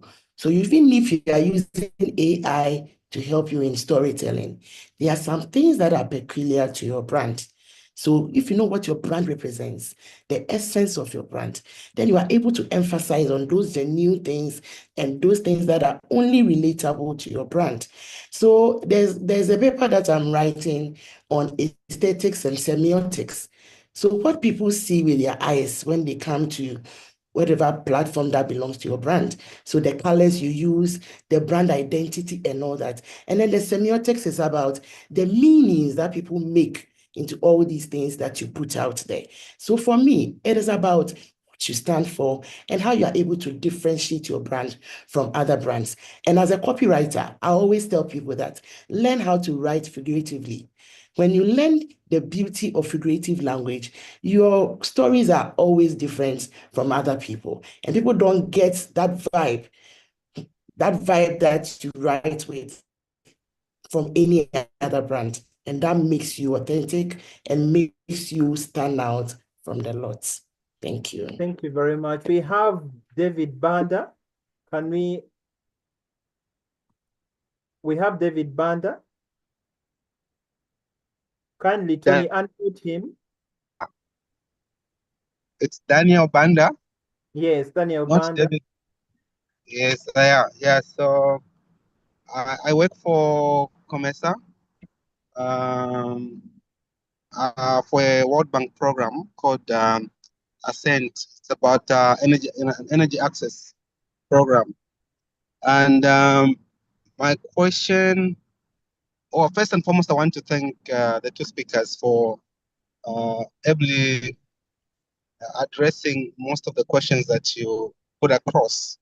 And they're very educative. I feel like I'm an undergrad, studying PR or something like that, or communication course. So my question is related to the content creation and probably maybe the ultimate dissemination of this content. I work in a multicultural. I work in a multicultural organization, and we are implementing these programs in 21 member states, some of which are not COMESA member states. Now, there could be a possibility of creating a story which is synonymous to the other countries, member states. For example, say we are trying to promote clean cooking, which is definitely possible to be disseminated in other member states, which are maybe probably not even COMESA member states. But you might not know there are certain dynamics that you have to put in place, especially when we talk about stakeholder mapping and the channels of communication and how you package the information. So it becomes a challenge to me, for example, to frame an article that can, I think, run in maybe 6 or so member states. So my question is, how can I ensure that my message and dissemination or channel of dissemination is effective? Because I somehow feel like, if I call the international media, they might not relate to this article, or they might not relate to this video clip or whatever message that we're trying to share across. Okay. So Thank I just you, wanted to Manda. tap into your minds. Yes, thanks. Thank you for the question. I think let me take Blessing Twine, and then we can handle both questions. And then we can take on one more. Because we have about 6 minutes to go. So let me take up Twine. I think he has. Yes, Twine, Thank you please. very much, Ivan. I'd like to say thank you very much to Gladys and good luck as well. I work in a university, Uganda Christian University to be specific. My question is around the importance of the opinion shaper versus the influencer. Is it possible, or do you think that there is room for the opinion shaper not to be an influencer in the era of social media? And how do you go about encouraging the opinion shaper to push the message, even though they don't see themselves necessarily as an influencer or opinion shaper? That's my question. Thank you. Thank you, Blessing. It's good to hear that you're from UCU. I've studied from UCU before, so it's good to have you and relate. On the question of opinion versus shaper influencer, because this still decides who tells your story and what impact are we likely to arrive at, which objectives we had in this. And we know that from our journal of public relations, we have always had the third-party endorsement, those third-party opinion givers, before now that we have in the twist of influencer marketing. We had always those opinion leaders, actually, that we had to engage before we now had in the twist of influencer marketer. Do they also know about the brand? Are you just using them for just awareness? They may not even not appeal to your audience themselves, but somehow they have the numbers of visibility, all these things. So I'll push the question of how do you design multimedia content for media platforms for the colleague that wants to target international media and then traditional media? Because I also feel that this is an issue of planning on your side, because you cannot wake up and say, okay, this article is going to international media, but then you also need to know this international media, is it business? Is it development? Is it generic? So also from a planning point of view, there is the bit of communication planning, but I'll ask Good Luck to point some insights briefly Then we go to, and then you can also respond to the opinion versus the influencer. And then you can have Gladys also share her thoughts on opinion or opinion leader versus the influencer. Okay, so let me just give you some, what's the word now, chronological devolution of this of opinion shapers and things like that. Recall that some years ago, right, before social media, you had columnists that were popular, right? They were not celebrities, right? But in every country, you had columnists that whenever they write on something, it becomes the topical issue, right? But we're not celebrities. So they might walk into a room and you don't even recognize them. But whatever they write carries weight. It holds that level of power, right? Those are opinion shapers. They're not influencers as we know them today. But then you also had the people with platform. This principle of celebrities sometimes is that somebody is able to do something that you are able to do too, but the person does it on a platform that enables and amplifies what they're able to do. So you have the actors, the artists that will do that were acting, and then you celebrate them as it were. So you consider them celebrities. They may not necessarily be opinion shapers, such as in a manner that the writer is, right? But they are celebrities. They take pictures. So you know that people, if your brand associate with them, maybe people will be, I'm not likely to. I mean, by the way, I work in a company that we don't do other brand endorsement thing. We don't do it anymore. Yeah, we can get somebody to do a campaign for us. We can use it for a particular campaign, but we don't necessarily have ambassadors because it really doesn't change anything. But that's a different conversation. So you will find those people that are celebrities. I think we can compare those ones to the influencers now, because many celebrities are as well influencers now, right?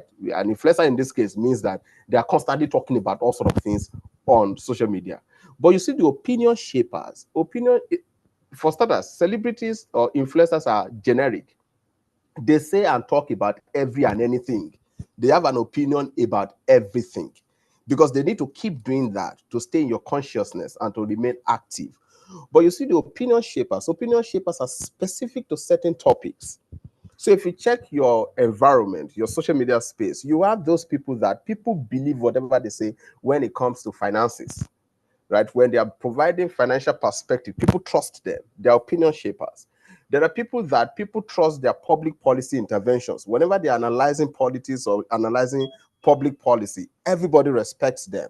There are people that they know so much about sports that whatever they say about sport, everybody respects them. Those are opinion shapers. They are not the influencers that talk about every and anything. So if you want to trend, right? If you want everybody to be talking about what you are doing, then you work with the influencers, right? But if you want specific people to understand certain things, you work with the opinion shapers, right? That's the way I will. That's the way I teach it, and that's the way I would explain it, respond to it. I mean, we don't have enough time for me to go into the details. And speaking to the thing about using transnational One communication. message to go to international and local media. Yeah, so transnational communication is it's not as simple as people think it is, right? And we do that a lot. Many times, I mean, MTN is in 19 countries. We're 16 now. And many times we always have to plan continental campaigns. How do we push certain things? By experience, what you find is that what will happen is a general framework. We have a general framework. Oh, you made reference, by the way. Yeah, I should speak to that. Ivan, you made reference to Wear It For Me campaign. The Wear It For Me campaign was a continental campaign that was executed in every MTN OpCo. So you had Wear It For Me in Nigeria, you had it in Uganda, you had it in South Africa, you had it everywhere, right? But the Ugandan doesn't need to know how it happened in Nigeria. What is important to you is how it is delivered in your society, right? We have a template. We have the key messages that we're trying to push, or we were trying to push at the time. We knew what we were trying to say. We knew the objective. We wanted more people because MTN had paid for vaccines, right? We had paid, supported African Union with AstraZeneca vaccine, but we needed people to take the vaccines, right? We needed people to, because it's good for us. We don't, people that buy our data, nothing should happen to them, otherwise they will not patronize us, right? So, I mean, that's speaking to social good. But you see, that was what it was. That was the objective. We needed adoption. So we needed to do a campaign across the continent that will encourage people to wear, to use the, to adopt the campaign. Kwame from the Opinion and Public made reference to what happened at the launch of Edema report, Trust Barometer in Nigeria last week. He made reference to how they launched the campaign in Ivory Coast, and I'll just make reference to that. He said that they wanted to use religious leaders, right, to push the campaign. But the government insisted that they use government officials at the first, in the first instance. And they did use government officials. What happened was that people didn't trust that communication. People said, oh, the government people had taken the good, what's it called? The good vaccine. And now they want to give people the bad one, right? So they eventually, to correct that, they eventually had to go back to the initial proposition, which was to use religious shapers. And I made reference to that to let you know that I imagine that the campaign would be slightly, the execution of it would be slightly different in Uganda. We didn't use religious leaders in Nigeria. We didn't, right? But you will find out that the execution of it across different countries will be different. What will be consistent is the messaging. What you want is one message or the same key messages across different countries. But let's not fall into the trap of thinking that people everywhere are the same across different societies. People are not the same. The eccentricities of the Nigerian is slightly different from that of an Uganda. The way there are certain colloquial expressions that are popular in Nigeria that are not popular in Uganda, for instance. So you need to be able to understand the differences to be able to do that. So let's not run the mistake of assuming that you can do transnational communication using one article. You can't. You have to find a way to tailor it to the society. Thank you. Good luck. Gladys, briefly share your thoughts on the influencer versus opinion shaper, and then also how to engage with international media. We are going to extend by a few minutes as we handle the questions. I want to end with Veronica. Yes, Okay, you can proceed, Gladys. Okay, so with my as a consultant handling brands across different industries, I will tell you that with the first question, when it comes to whether you want to use an opinion leader or an influencer, it depends on your industry. That's the main thing. And then secondly, your communication objectives. So what industry are you in? And then your communication objectives, do you want to sell? Do you want to trend? Or do you want to inform, persuade? So for instance, currently, I'm in the development industry on a particular project. Here, if you use influencers, it will not really work because people want the people that they live with, the people they trust, that voice in that community, who is the go-to person. So if I go and bring an influencer to this development communication, it will not be of help. So for me, we have to look at the industry and secondly, the communication objectives, what you want to achieve. And then when it comes to the cultural communication, yes, you want to go global. But as Good Luck was saying, it is very important for you to localize your communication because even when it comes to aspects of color, yes, you have your brand colors. People will know that this is your brand color. But apart from your brand color, even the dress that you will use in your visual for whichever image that you want to portray can even cause trouble. Even the dynamics between what a male can do and what a woman can do can affect whatever message you want to send. In some communities, they are collectivists. So even if you send a picture of a whole family, grandma, grandpa, uncle, and all those things in the ad, it works. But in another community, it might be individualistic. We even have the issue of time frames. So in some communities, they are very fast-paced, like America. So your language should resonate with them. If you look for another country like India, they are not like Americans. If you look at somebody from France, they are more involved. They want to indulge. So different countries have different dynamics. So though we want to go global, as Goodluck was saying, it can be the central idea, but you have to work it out with everything that works for every country that you want to communicate in. Thank you very much. Thank you, Gladys. As you prepare your closing remarks, I want Rita to share her question. Rita, she's Veronica. I think Veronica is the one that put up her hand. Veronica.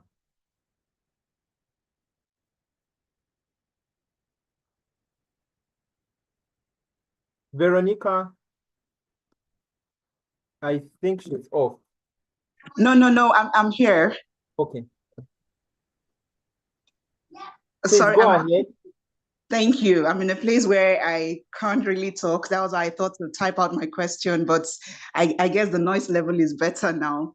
A very good evening from Lagos, Nigeria to Goodluck and Madam, I've forgotten her name now. Oh dear, and to think that I saw Gladys. Oh God, I'm so sorry. I'm so sorry. A very good evening to both of you. And I have been on this call from the very beginning to the end. I have my notepad. It seems like I am in a classroom. I'm echoing what Daniel Banda said. I feel like I am having a crash course on storytelling. Thank you very much to both of you. So my question, as you both know, APRA is turning 50. And the APRA Secretariat, which is where I work, myself and my counterpart in Kenya, who are the hosts for this year's conference, we have been working on different strategies on how to get people involved with the different campaigns we'll be putting out there. I got a feedback from somebody today with regards to the call for papers, and it felt really good that someone sees the work that we're putting out there, but I feel we can do more. So that brings me to the question. We're turning 50. Yes, it's a huge one. But which of our stakeholders? Is it we, the members, or those of us that work for APRA, or those who are sponsoring us, or the APRA alumni? Which of our members will stand to benefit the most from APRA turning 50? And when we're now able to identify the stakeholder that would benefit the most, how are we going to engage these people? I'm looking for new ideas. I'm sorry I'm throwing my work at you, but please help me. Help me.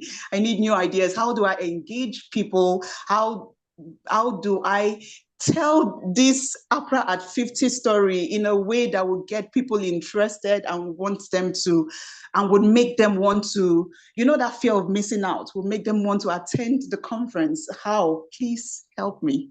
Thank you. Madam, Goodluck, please, if you can go first, whichever. Madam Gladys, Goodluck, anybody, please help me. Thank you, Veronica. Thank you, Veronica. In the interest of time, I'm going to ask Goodluck to handle his remarks, but also his insights.